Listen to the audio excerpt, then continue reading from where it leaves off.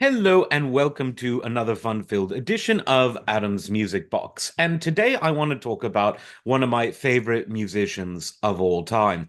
I put him on the list that I released a while back of greatest guitar players. I put him on there not because he shreds or anything like that, but because what he did with the guitar as a composer, as a singer-songwriter, was just some of the finest work ever.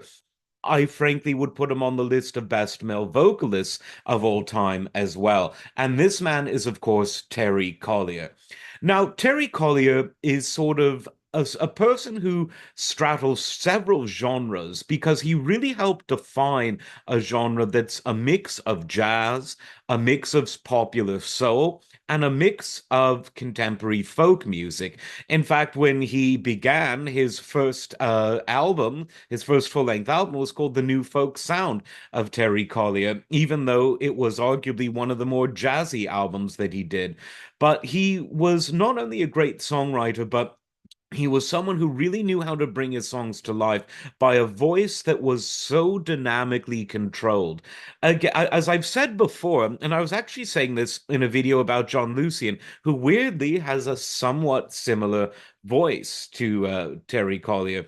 And what I said was that it's very easy to project when you're singing in a loud dynamic, when you're singing forte or fortissimo.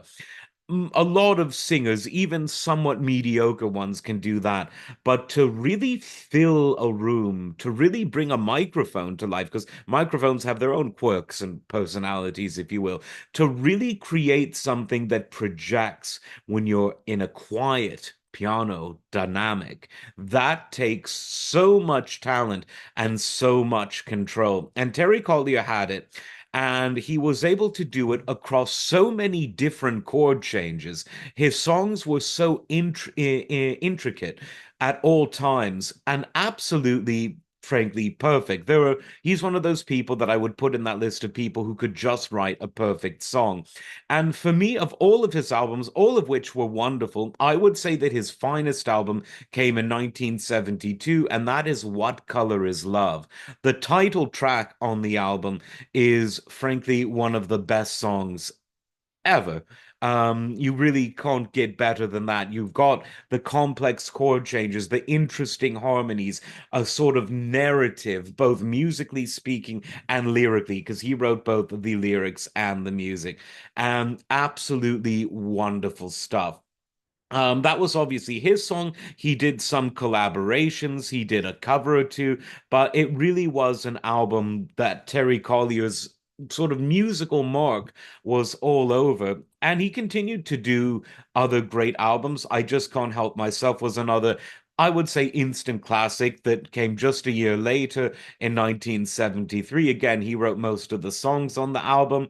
Then he took a few years off, but came back with Elektra Records. He was on Croft before in 78 with a more sort of less sort of folk and acoustic driven, a bit more electric, a bit more funky, but still with all of the classic attributes of a Terry Collier record. This was called Fire on Ice, and then an even bigger hit, still in that same more sort of funky genre with Turn On Your Love in 1979.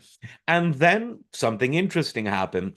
He left music behind temporarily to focus on several things. One, to focus on raising his children, and two, to become a computer programmer. Now, this happened in the early 1980s. Now, that was really quite ahead of its time because today everyone wants to learn to code, and everything, our entire world is based on both consumer level and professional level computers. But for Terry Collier to go into the computing world in 1982, that was someone who really saw where the wind was blowing. And he worked at the University of Chicago for a while. But then he returned to music in the 90s and he more or less picked up where he left off. had a wonderful sort of renaissance end of his career before he died in 2012. That what we can now say in hindsight was too young of age, at the age of 67, but he leaves behind him a great legacy of recorded music, some of the best stuff ever, the kind of stuff that you put on and you say, how does he do that? Not in terms of sort of guitar wizardry or studio gimmicks, but just how does someone write a song that's so immersive that allows you to immerse yourself in it?